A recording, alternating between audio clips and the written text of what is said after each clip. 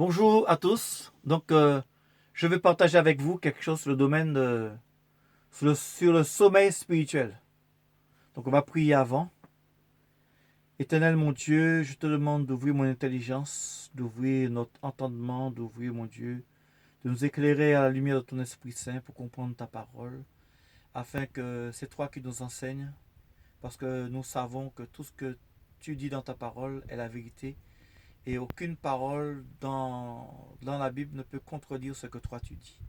Que toute la gloire te revienne, mon Dieu, nous te bénissons. Éclaire nos cœurs au nom de Jésus-Christ. Amen. Le sommeil spirituel. Le sommeil, déjà, nous voyons, c'est l'état où on dort, on est dans l'inactivité, on n'est pas conscient de ce qu'on fait. Et on est conscient de beaucoup de choses peut-être, mais tout ça, ce sont dans les rêves, mais ce n'est pas réel. Et on est dans un moment où on a tout lâché, les mains ne sont pas occupées, on ne marche pas, on n'a aucune activité. On ne peut même pas être conscient de ce qu'on dit, donc on est vraiment presque dans un état d'inconscience et de perte de connaissance de la réalité et même un état de mort. Voilà, c'est le domaine de la mort, mais ce n'est pas la mort bien sûr. Mais le sommeil spirituel, c'est ce même domaine-là, sauf qu'il est dans une dimension spirituelle, pas dimension physique. Nous allons le voir dans la parole de Dieu. Donc le sommeil spirituel, c'est l'état de l'homme vulnérable parce qu'il ne sait pas quel danger qu'il peut y avoir. Le langage de celui qui est endormi est celui qui dit « je n'arrive pas, je ne peux pas, c'est trop difficile et pénible ». Ça, c'est le langage de celui qui est endormi dans un sommeil spirituel. Le sommeil spirituel, c'est une dimension de paresse, où l'on ne fait rien, ni pour Dieu, ni pour son âme, et encore moins pour son prochain. La paresse, dimension de sommeil spirituel, c'est l'état d'esprit d'une personne oisive, c'est-à-dire qui ne fait rien pour s'occuper durant la journée, situation dans laquelle une personne se complaît dans la paresse. Se reposer est une bonne chose. Ce n'est pas au moment du travail, bien sûr, qu'on se repose. Car le repos, c'est après ou avant le travail, mais pas pendant le travail. Quelqu'un ne peut pas travailler en même temps dormir. Or, nous sommes appelés en tant qu'enfants de Dieu, en entrant dans la dimension et comprenons ce que ça veut dire le repos, le sommeil spirituel et l'activité spirituelle. Donc, être réveillé spirituellement et être endormi spirituellement. Or, nous sommes appelés à être réveillés spirituellement.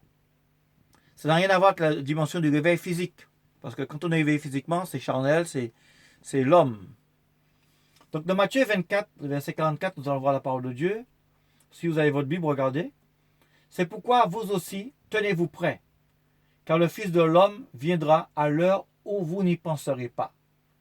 Quel est donc l'esclave fidèle et prudent que son maître a établi sur tous ses biens, pour leur donner la nourriture au temps opportun?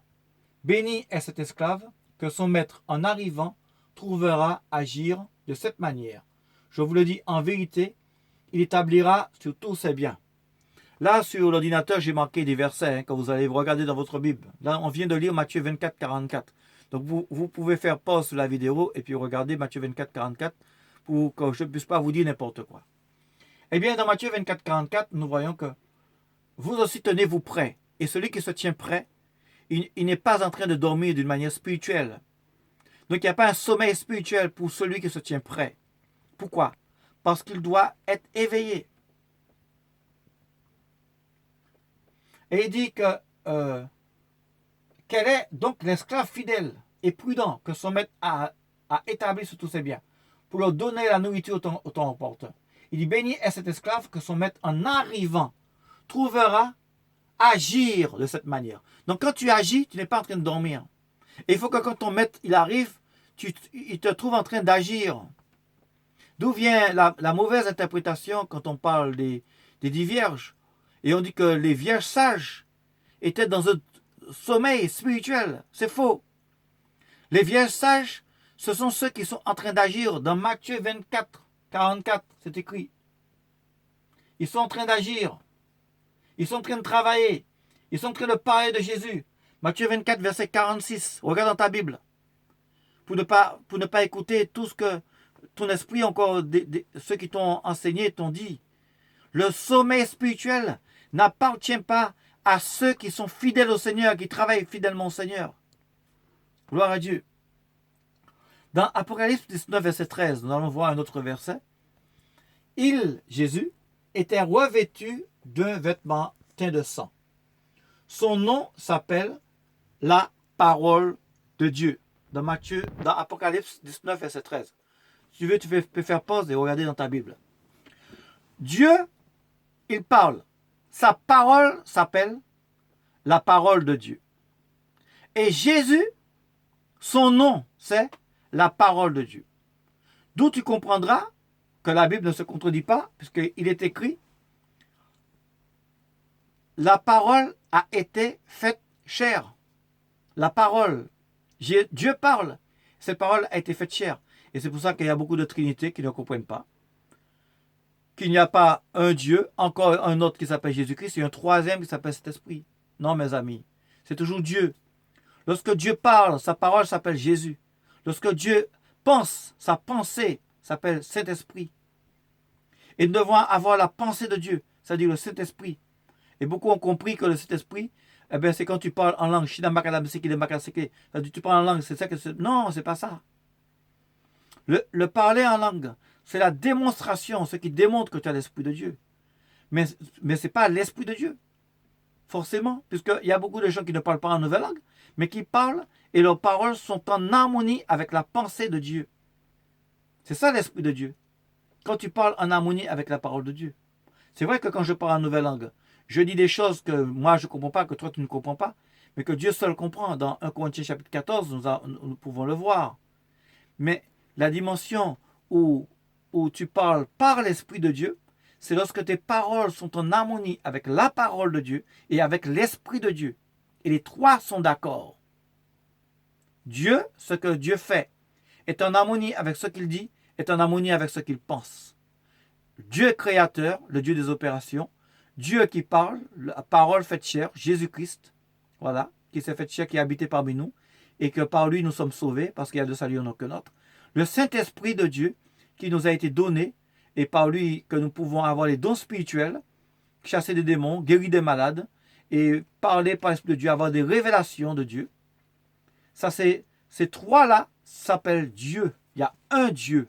Écoute Israël, l'Éternel, notre Dieu, l'Éternel, il est un. Tu l'aimeras de tout ton cœur, de toute ta force, de toute ton âme, et tu aimeras ton prochain comme toi-même. Pourquoi? Parce qu'il y a un seul Dieu. Gloire à Dieu. Donc pour comprendre que ce que je suis en train de vous lire, dans votre Bible, il n'y a pas de contradiction. Sinon, dites-le moi, et dites-le moi, mais avec la parole de Dieu, pas avec votre intelligence. Donc, la dimension du sommeil spirituel, c'est la dimension où on est déconnecté de Dieu, déconnecté de l'Esprit de Dieu. Spirituel, il ne s'agit pas de l'esprit des démons, de l'esprit de l'homme, mais il s'agit de l'Esprit de Dieu. À partir du moment que tu es déconnecté de l'Esprit de Dieu, où tu ne fais pas ce que Dieu te demande de faire, eh bien à ce moment-là, tu es dans un sommeil spirituel parce que tu n'obéis pas à Dieu, tu n'es pas en harmonie avec Dieu. Tu vas peut-être parler de ta bouche, mais ton cœur n'est pas avec Dieu. Donc tu es dans un sommeil spirituel. Tu peux être dans une activité physique où tu vas beaucoup travailler, beaucoup transpirer, tu seras beaucoup essoufflé, très fatigué en travaillant. Mais tant que tu n'obéis pas à Dieu, ça s'appelle un sommeil spirituel. Ce n'est pas un sommeil physique, mais c'est un sommeil spirituel. Dans Matthieu 26, verset 39, Jésus, puis ayant fait quelques pas en avant, il se prosterna le visage contre terre, priant et disant, « Mon Père, s'il est possible, fais que cette coupe passe loin de moi. Toutefois, non pas comme je le veux, mais comme tu veux. » Puis il vint vers ses disciples qu'il trouva endormis. Puis il dit à Pierre, « Vous n'avez pas pu veiller 1 heure avec moi. Veillez et priez afin que vous ne tombiez pas en tentation, car l'esprit est prompt, mais la chair est faible. » La dimension spirituelle, c'est lorsque la chair prend le dessus. La chair va te pousser à t'endormir quand il s'agit de prier.